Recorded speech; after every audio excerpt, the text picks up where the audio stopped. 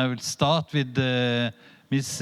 Dr. Musarrat Maisha Reza, whose program Design and Develop for Be the Peace, Be the Hope. Please. Thank you, Mr. Moderator.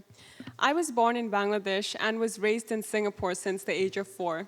So regular trips back to Bangladesh enabled me to see two very different worlds with differing opportunities and resources, inequalities and privileges. I remember vividly as a child, other children who looked like me and spoke the same language, begging for food and money.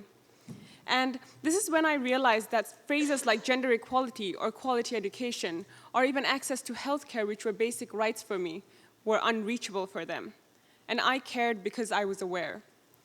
I believe that my education in Singapore is what primed me to be sensitive to these issues.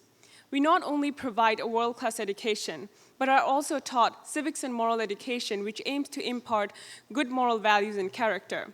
Subjects like social studies give us a window to issues around the world and probes us to use our creativity and critical thinking to resolve problems.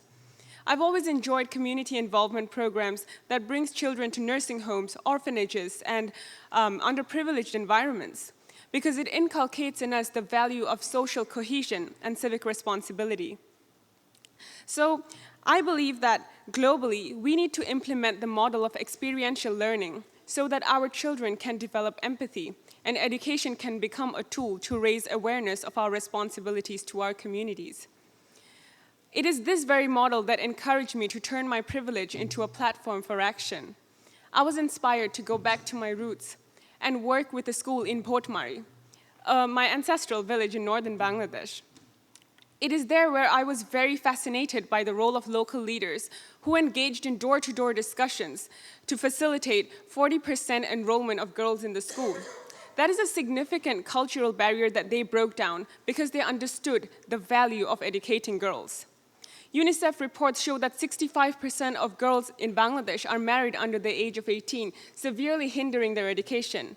But in this village, efforts from local leaders to raise awareness has reduced the rate of child marriages, giving girls a chance at a better future.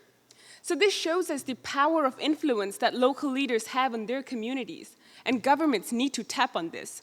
So I strongly recommend governments to develop and mentor local leaders, as well as share their space at the decision-making table, so that voices of different communities are well represented during policy formulation. I know that empathy and desire for action is present in all of us, and we are all here today because we have that power to make the difference. So I believe that it is our duty to implement the SDGs within our means and empower members of our communities to do the same. Thank you. Thank you very much.